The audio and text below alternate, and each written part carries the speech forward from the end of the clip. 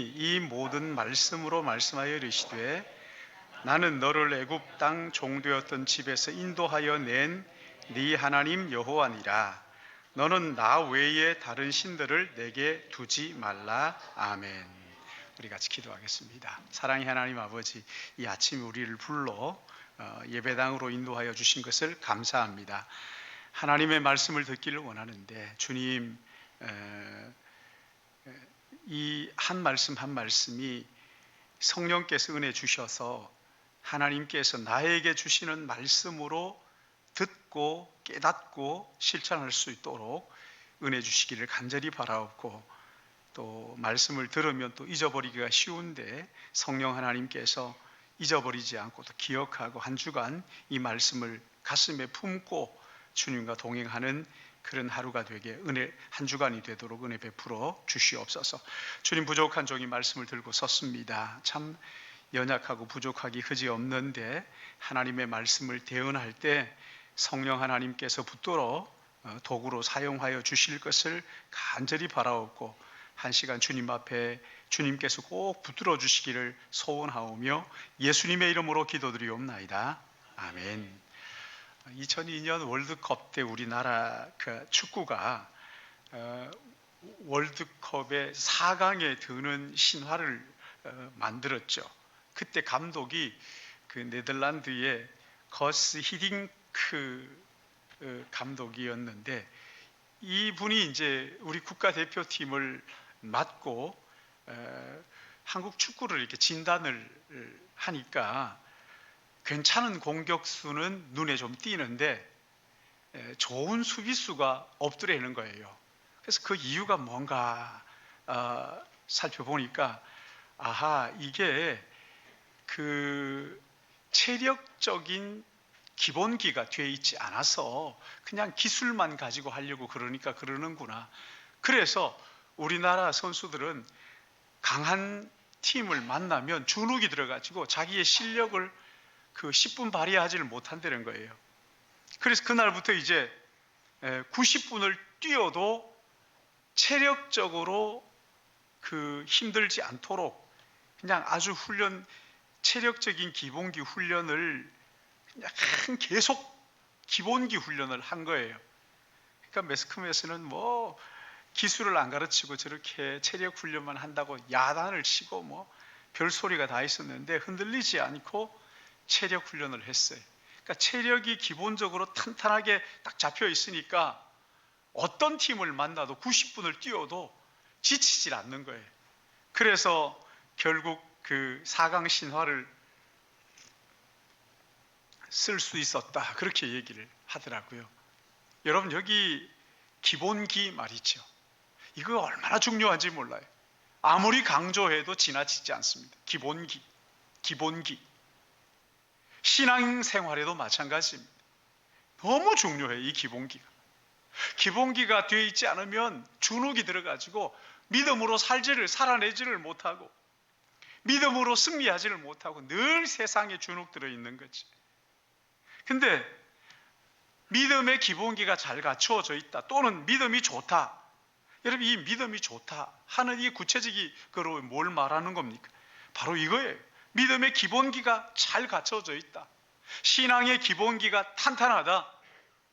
신앙의 기본기가 탄탄하다는 것은 뭘 말하는 걸까요? 한 두 가지로 요약할 수 있는데, 하나는 우리의 구원은 나의 노력으로 이루어진 것이 아니라 전적인 하나님의 아들 예수 그리스도의 은혜로 내가 구원을 받았다.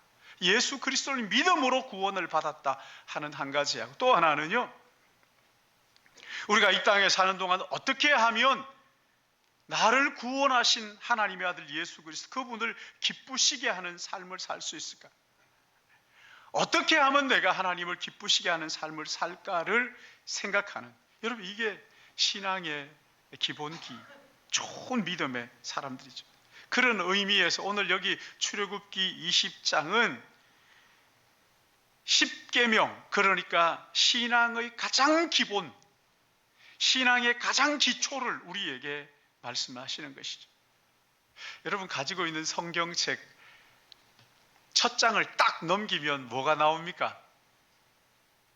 첫 장을 딱 넘기면 주기도문과 사도신경이 나오죠. 그리고 제일 끝에 장 넘겨봐요. 뭐가 나와요?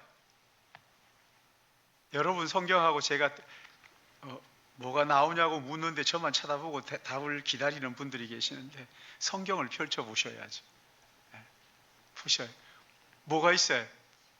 십계명이 있죠. 뭘 말하는 겁니까? 신앙의 가장 기본은 주기도문과 사도신경, 우리의 신앙 고백과 그리고 십계명이라는 거예요. 이게 가장 기본 중에 기본이다. 하나님께서 이 십계명 언약을 주실 때 지난주에 같이 나눴잖아요. 누구에게 주신 거라 그랬죠? 출애굽한 후 3개월이 지나 이제 약속의 땅 가나안을 들어가기 위한 여정을 시작한 3개월이 지나서 이제 드디어 그 시내산 광야에 이르렀을 때 애굽에서 나온 구원받은 그 사람들에게 주신 것이 이 사랑의 언약 십계명이라고 말씀을 드렸죠. 이게 뒤집어지면, 순서가 뒤집어지면 이단이 될 수 있다. 이 십계명을 지켜야 구원받는다가 아니라 구원받은 사람들에게 주신 것이 십계명이다, 이렇게 말씀을 드렸어요. 그리고 이제 오늘 이 본문은 사랑의 언약 십계명의 첫 번째 계명 3절입니다. 20장 3절 우리 다시 한번 봅니다. 시작. 너는 나 외에 다른 신들을 내게 두지 말라. 여기 나 외에 라는 말이 있는데, 나 외에, 이거는 내 얼굴 곁에, 내 얼굴 옆에, 그런 뜻이에요. 그리고 다른 신을 내게 두지 말라. 다른 신을 내게 내 얼굴 옆에 나 외에 다른 어떤 얼굴을 두지 말아라. 그렇게 말씀하시는 거예요. 어떤 것도 하나님의 얼굴 옆에 두면 그것은 우상 숭배다, 이렇게 말씀하시는 거거든요. 근데 이런 말씀을 놓고 생각을 하면 하나님이 너무 욕심이 과하신 거 아닌가, 그런 생각을 할 수 있어요. 하나님은 너무 독단적이고 너무 배타적이지 않은가, 너무 지나친 것 아닌가, 하나님이 이렇게 독점을 하려고 그러실까, 나만 바라봐, 이렇게 말씀하실까.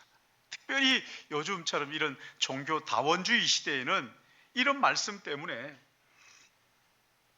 하나님 너무 배타적이야, 너무 독단적이고 독선적이야, 그런 말들 때문에 우리가 참 어려움을 당할 때가 더러 있어요. 기독교인들은 너무 독단적이다, 남들을 인정하지 않고 너무 배타적이다, 다른 종교를 도무지 인정할 줄을 모른다, 이러면서 비난을 하거든요. 세계의 종교는 그렇게 말합니다. 우리 세계의 모든 종교가 하나가 되어가지고 이 지구촌의 평화를 도모해야 되는데 기독교는 여기에 연합할 줄 모른다, 기독교는 오히려 하나 되는 일에 방해가 된다고 아주 그렇게 하면서 맹비난을 퍼붓고 있습니다. 그런데 여러분, 이런 계명을 우리에게 주시면서 이것은 사랑의 언약이다, 사랑해서 사랑하는 자녀들에게 주시는 언약이다, 이렇게 말씀하셨는데 이게 어떻게 사랑해서 주시는 언약이 될 수가 있겠느냐 말이에요. 먼저는 성경에서 뭐라고 말씀하시냐면요, 이 계명은 인격적인 관계 속에서 주신 것이라고 말씀을 하고 있어요. 여기서 보시면 너는 이렇게 하잖아요. 너는 나 외에, 너는 나 외에, 너는, 여기에 너가 누굽니까? 여기에서 말하는 너는 하나님의 능력으로 애굽에서 탈출해 나와가지고 하나님의 능력으로 홍해를 건너고 마라의 쓴 물을 거쳐서 지금 이제 시내산 광야에 어린 양의 피로 구원을 받아서 시내산 광야까지 온 그들과 언약을 맺은, 사랑의 언약, 결혼 언약을 맺은 그런 관계에 있는 사람들을 너라고 그렇게 표현을 했어요. 하나님과의 사랑의 언약을 맺은 시내산에서 공식적으로 너희는 내 아들이고 나는 너희의 아버지다, 또는 너는 나의 신부고 나는 너의 신랑이다 라고 하는 그 사랑의 언약을 맺은 자들을 부를 때 너는 이렇게 말합니다. 그러니까 이 10계명은요 아무에게나 준 것 아닙니다. 하나님과의 사랑의 관계를 맺은 그 사람들에게 너는 하면서 그렇게 주신 거란 말이죠. 다른 말로 하면 인격적인 관계를 지금 이야기를 하는 거예요. 여러분, 우리가 인격적으로 우리를 대하는 사람들하고 비인격적으로 대하는 사람들하고는 다르죠, 그렇죠? 비인격적으로 기계적으로 우리를 대하는 사람들이 있으면 기분 나쁘잖아요. 하나님은 우리를 인격적으로 대하시는 분이에요. 우리를 아셔요. 그냥 몇 번 이렇게 부르지 않고 이름을 부르시면서 우리의 과거와 현재와 또 미래의 삶을 다 아시는 분이, 아시는 것뿐만 아니라 우리를 사랑하시는 분이, 사랑하시면서 우리와 함께 동행하는 인격적 관계에 있는 우리를 향해서 너는 이렇게 하시면서 이 10계명 사랑의 언약을 주신 것이라 말이에요. 그 솔로몬이 처음에는, 우리는 뭐 솔로몬 지혜 이렇게 얘기합니다만, 처음에는 이 솔로몬이 하나님을 제대로 섬기는 것처럼 보였습니다. 근데 시간이 흐를수록 솔로몬 속에 있는 그 본심이 드러나기 시작했어요. 열왕기상 11장 1절을 보시면은 솔로몬 왕이 바로의 딸 외에 이방의 많은 여인들을 사랑하였으니 곧 모압과 암몬과 에돔과 시돈과 헷 여인이라. 솔로몬이 여성 편력이 심했어요. 이 여자도 좋아하고 저 여자도 좋아하고. 그래서 주변 나라의 많은 공주들을 정략적으로 자기 아내를 삼고 결혼을 했습니다. 근데 그 주변 나라의 공주들이 오면서 그냥 몸만 온 것이 아니라 거기에 자기가 믿는 신들을, 우상을 다 가지고 들어왔어요.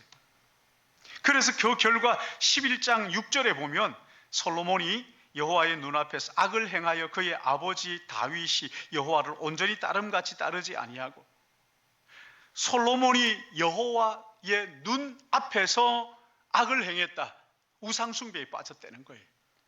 그리고 아버지가 여호와를 온전히 따름처럼 따르지 않고 여호와도 섬기고 다른 우상도 섬기고. 여러분, 이게 우상 숭배예요. 하나님을 안 믿는 게 아니에요.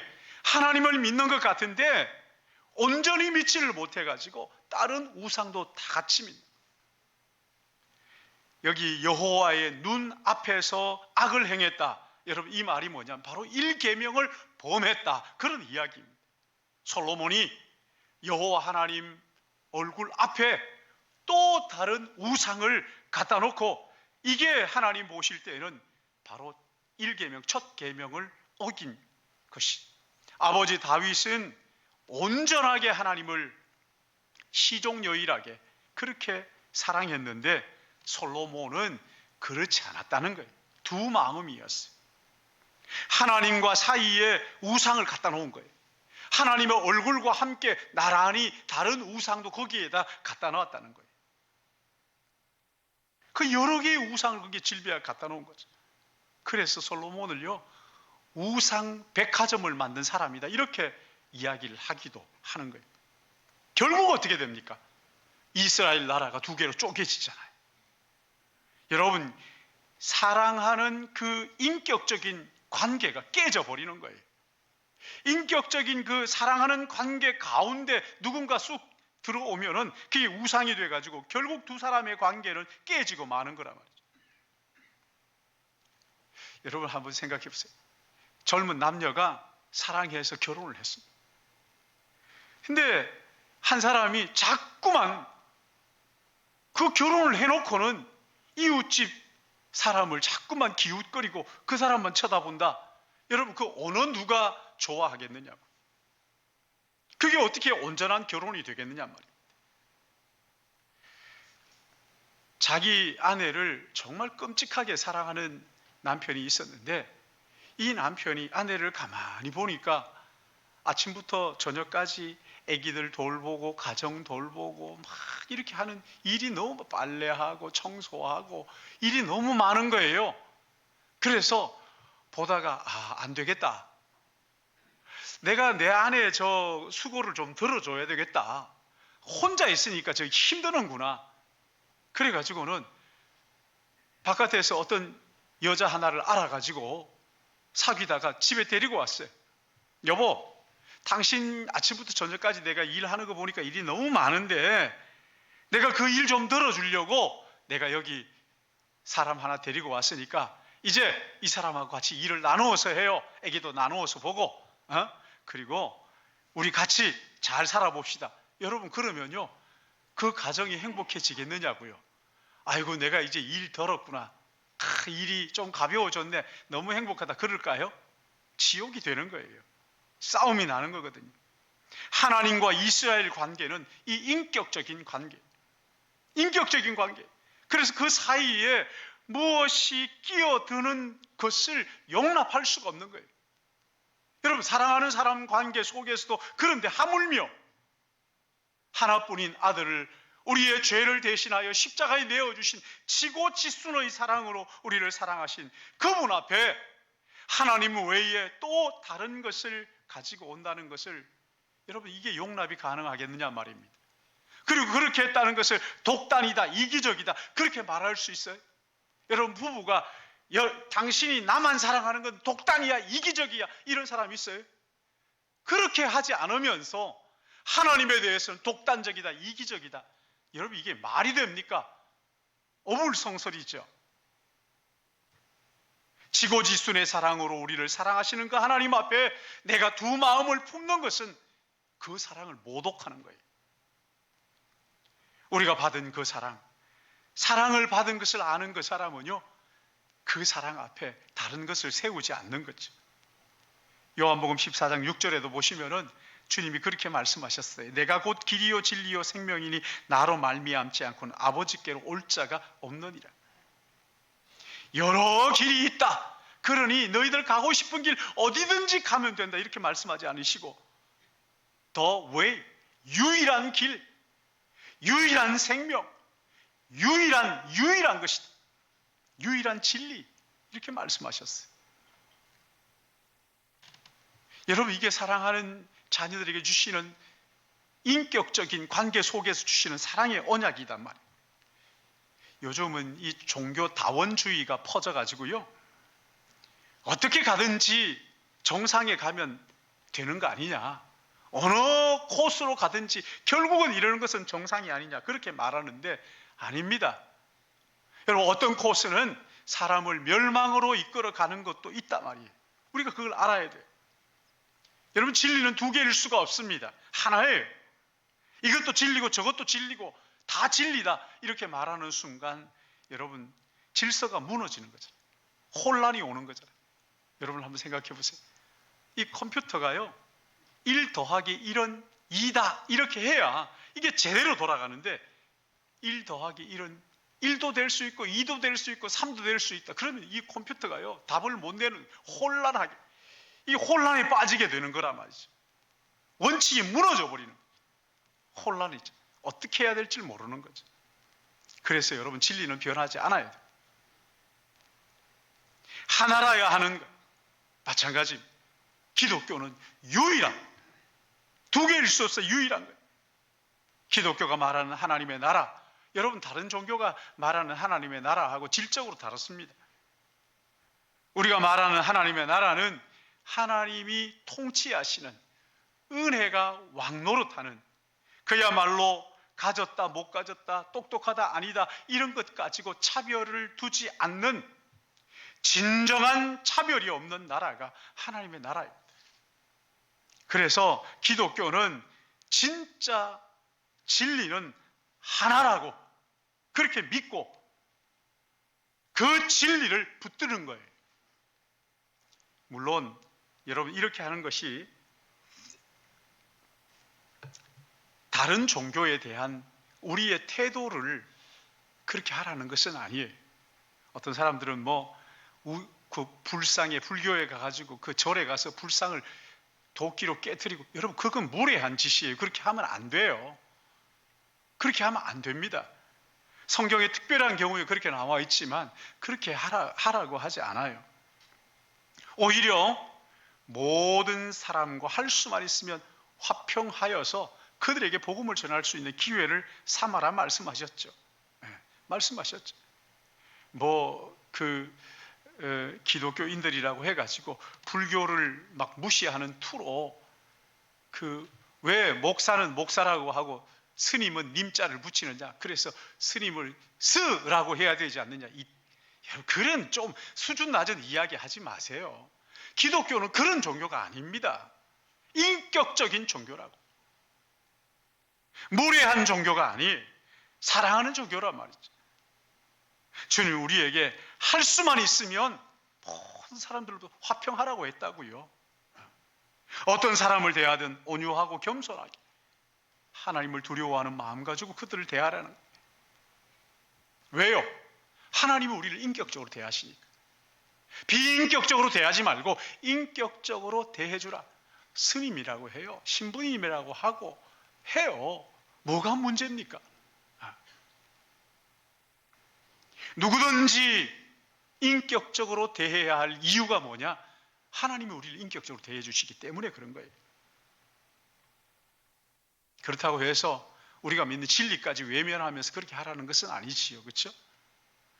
그런가 하면 또 하나 있습니다. 하나님께서 왜 나 외에 다른 신을 내게 두지 말라 이렇게 말씀하시는 사람은요 하나님 안에 있을 때 가장 사람다워지기 때문에 그렇습니다. 솔로몬 시대에 그 이스라엘의 우상이 들어오면서 이 사회가 혼란해지기 시작했습니다. 그리고 그 후에 나라가 두 개로 쪼개집니다. 북이스라엘과 남유다가 되는데 북이스라엘이 먼저 망하지. 망하기 전에 이 북이스라엘이요 빈부격차가 얼마나 심했는지 너무 심해가지고 굶어 죽는 사람들이 길거리에 속출한 거예요. 그리고 거기에는요 도둑들, 사기꾼들, 살인자들, 폭동 이게 난무했습니다. 그때 호세아 선지자가 나타나서 설교하기를 이스라엘 자손들아 여호와의 말씀을 들으라. 여호와께서 이 땅 주민과 논쟁하시나니 이 땅에는 진실이 없고 인애도 없고 하나님을 아는 지식도 없고 결정적으로 하나님을 모른다는 거예요. 하나님을 모르자 사람들이 이렇게 아주 그냥 너무 못 쓰게 돼. 하나님을 아는 지식이 없으니까 그 뒤에 보면 오직 저주와 속임과 살인과 도둑질과 간음뿐이요 포악하여 피가 피를 뒤이음이라. 하나님이 계시지 않으니까 온갖 저주, 속임, 살인, 도둑질, 간음, 포악 피가 피를 뒤잇는다 이렇게. 그러니까 여러분 북이스라엘이 망한 것은요 힘이 없었어가 아니에요. 하나님을 아는 지식이 없고 하나님을 아는 지식이 없으니까 하나님을 두려워하지 않는 거예요. 온갖 못된 일을 다 행하면서도 하나님은 없어. 내 마음대로 살아도 돼. 내가 하나님이야. 인간성이 완전히 망가져 버린 거예요. 다른 말로 하면 첫 번째 계명을 어긴 거예요. 무시한 거예요. 사람은요 무엇을 섬기든지 그 섬기는 것을 닮도록 되어 있는 존재들입니다. 이집트 한번 보세요. 이집트의 대부분 우상들 한번 봐보세요. 그 우상들이 뭐예요? 짐승이에요, 짐승들. 그러니 그 짐승을 섬기는 사람들이 누구를 닮겠느냐고. 인도에 갔더니만요 신이 아닌 게 없어요. 다 신이에요. 근데 그 중에서도 소를 배고파도 소 안 잡아먹잖아요. 인도에서는 소 잡아먹다가 발각되면 큰일 납니다. 우리는 이렇게 마음껏 먹는 거 감사해요. 소고기 집에 뒀다가요 알려지게 되면 큰일 납니다. 소를 섬긴단 말이죠. 그러니 이 사람들이 누구를 닮겠느냐, 뭘 닮겠느냐고요. 여러분 그리스 신화들 아시죠? 이 그리스의 신들은 질투하고 사기치고 거짓말하고 간통하고 그렇죠? 그런 신들을 숭배하는 사람들이 결국 누구를 닮겠느냐. 여러분 한번 생각해 보시라고. 우리나라도 마찬가지예요. 마을마다 신당을 모시는 수호신들 있잖아요. 오래된 나무에다가 빌기도 하고 하면서, 여러분 그 나무들 한번 봐요. 속이 다 썩었어요. 뭘 담겠느냐고. 그러나 우리가 섬기는 하나님은 어떤 분이에요? 거룩하신 분. 여기 거룩하다는 것은 흠이 없다 그런 말이 아니죠. 그렇죠? 내가 거룩하니 하나님은 거룩하신 분인데, 흠이 없는 분인데 우리에게 너희도 거룩하라, 세상과 구별된 삶을 살라고 우리에게 말씀하시는. 그래서 하나님을 믿는 사람들은요, 세상과 구별된 삶을 삽니다. 구별된다는 게 뭐냐면 해야 될 일과 하지 말아야 될 일이 분명해. 일하는 날과 쉬는 날이 선명합니다. 명확합니다. 예배해야 될 대상과 예배하지 말아야 될 대상이 무엇인지 그 구분이 선명해, 분명하지. 우리는 무엇이 진짜 우리의 소망이고 무엇이 잠깐 지나가는 덧없는 것인가를 아는 사람들이죠. 우리 이 땅이 전부라고 생각하지 않죠, 그렇죠? 영원한 하나님의 나라, 돌아갈 우리의 본향이 우리를 기다리고 있다는 것을 아는 사람들. 하나님은요, 의로운 분이에요. 죄가 하나도 없으신 분이, 뿐만 아니라 하나님은 사람을 외모로 취하는 분이 아닙니다. 껍데기만 보고 그렇게 하지 않습니다. 가지고 못 가진 것을 가지고 차별하시는 분이 아니에요. 하나님의 은혜로 우리를 받아주시는 분입니다. 그래서 하나님을 섬기는 사람들은요, 어떤 사람이든지 가졌든지 못 가졌든지 잘생겼든지 못생겼든지 부자든지 가난하든지 차별하지 않습니다. 왜요? 하나님이 그렇게 하지 않으시니까. 하나님을 닮아가기 때문에 사람들에게 무례하지 않습니다. 함부로 하지 않습니다. 왜요? 하나님의 형상으로 지음받은 그 모습을 가지고 하나님이 우리를 존귀하게 대하는 것처럼 다른 사람들을 존귀하게 대하는 거예요. 하나님이 인격적인 분이기 때문에 다른 사람들에게도 비인격적으로 대하지 않겠습니다. 인격적으로 대하는 거예요. 하나님이 영원하시고 전능하시기 때문에 잠깐 있다가 사라질 것처럼 그렇게 사람들에게 대하지 않습니다. 지금 눈속임하면 이 사람을 속일 수 있겠다 그렇게 하지 않고 언젠가 드러나게 될 텐데 영원을 마음속에 품고 사는 사람들이죠. 하나님이 그런 분이란 말이에요. 하나님이 영원하고 전능하신 분이잖아요. 그래서 우리가 이 땅에서 어려움을 당할 때마다 하나님 앞에 나가서 기도하잖아요. 하나님과 동행하잖아요. 하나님 앞에 있는 그대로 진솔하게 말씀드리고 기도하고 하나님과 동행하고. 그래서 하나님을 섬기는 사람들은요, 조금씩 하나님을 닮아가는 거거든요. 시간이 지날수록 점점 더 하나님을 닮아가는 거라. 여러분, 이 하나님을 만난 사람, 하나님은 눈에 보이는 분이 아니기 때문에 하나님 만날 수 없죠. 지금 하나님의 아들, 사람의 몸을 입고 이 땅에 오신 예수 그리스도, 그분을 만난 삭개오 보세요. 수가성의 우물가의 여인 보세요. 하나님의 아들을 만난 다음에 그 자린고비 같은 삭개오, 자기밖에 몰랐던, 돈밖에 몰랐던 그 삭개오가 내 재산 내 반을 팔아 가난한 자들에게 나누어 주고 그 마음 속에 만족이 있는 거예요. 하나님의 아들을 만난 다음에. 그리고 내가 토색한 것이 있거든 4배나 갚겠나이다. 여러분, 여기 4배라는 것이 주는 의미가 뭡니까? 갑자기 이 사람이 재산이 많아졌으니까 나 마음껏 나누어 주고 갈 거야, 이런 거 아니잖아요. 하나님의 아들을 만나고 그 하나님의 아들을 통해서 하나님이 자기를 얼마나 사랑하시는지 하나님의 사랑을 깨닫고 나니까 율법을 뛰어넘어서 사랑으로 그 일을 하는 거죠. 내가 토색한 것 있으면 4배나 갚아주겠습니다. 여러분, 사랑은요, 아무리 줘도 만족함이 없는 거잖아요. 더 주고 싶어서 어쩔 줄 모르는 거잖아요. 예수님을 만나고 진짜 사랑이 뭔지 깨닫게 되니까 하나님께서 나 외에 다른 신을 내게 두지 말라.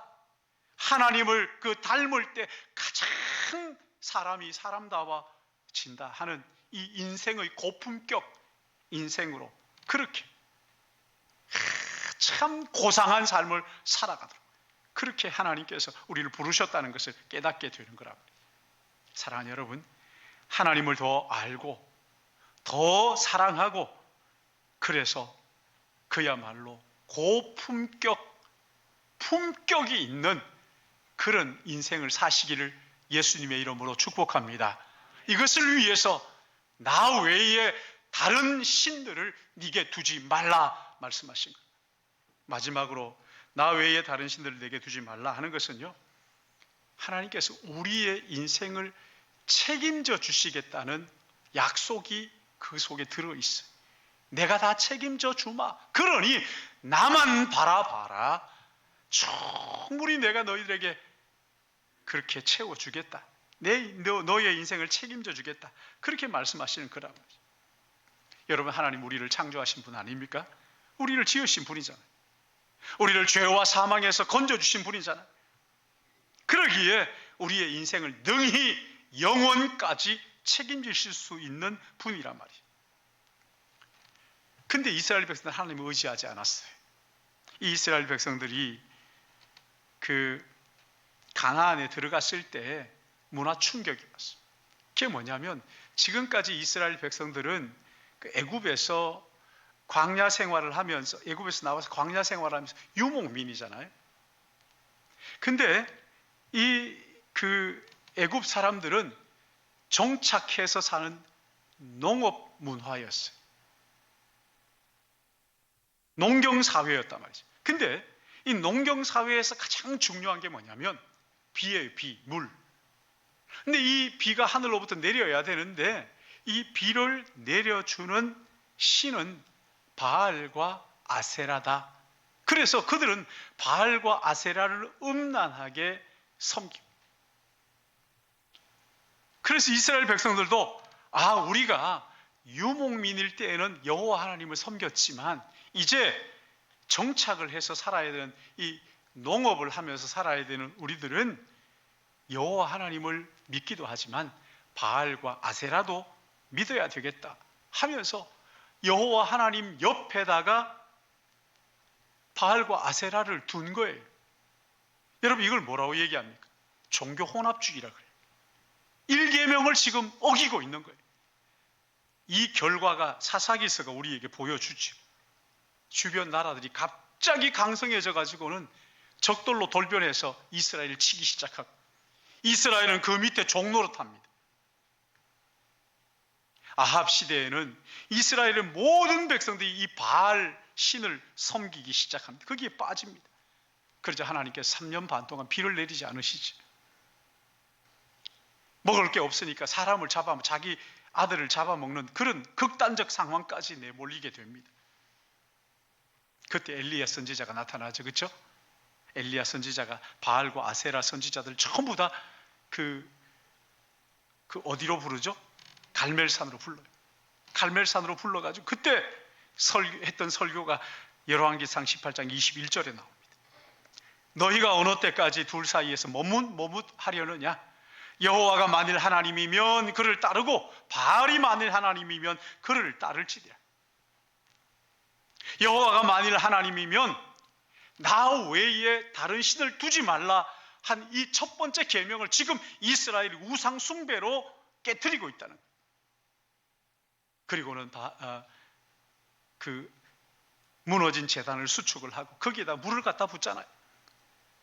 그리고 하나님 앞에 기도하자 하늘에서 불이 내려와서 다 태우고, 그 후에 하나님께서 그들에게 3년 반 동안 비가 오지 않았던 그 땅에 비를 내리시잖아요. 비가 하나님으로부터 비가 내리는 것을 보면서 이 사건을 통해서 여러분, 이스라엘 백성들이 뭘 깨달았을까요? 비를 내리시는 신은 바알과 아세라가 아니라 여호와 하나님이시구나. 여호와 하나님께서 우리를 인도하시는 것뿐만 아니라 우리를 구원하시고 우리가 살아갈 수 있도록 비를 내리시고 그렇게 인도하시는 분이시구나라는 것을 비로소 거기에서 이스라엘 백성들이 다시 또 깨닫게 되는 거거든요. 우리는 흔히들 그렇게 말합니다. 하나님이 교회 안에만 계시고 세상에서 세상 법을 따라야 성공할 수 있다. 이렇게 생각하는 우리에게 하나님께서 오늘 이 본문을 가지고 말씀하시는 거예요. 나는 세상 한복판에서 이 세상을 통치하고 주관하는 여호와 하나님이야.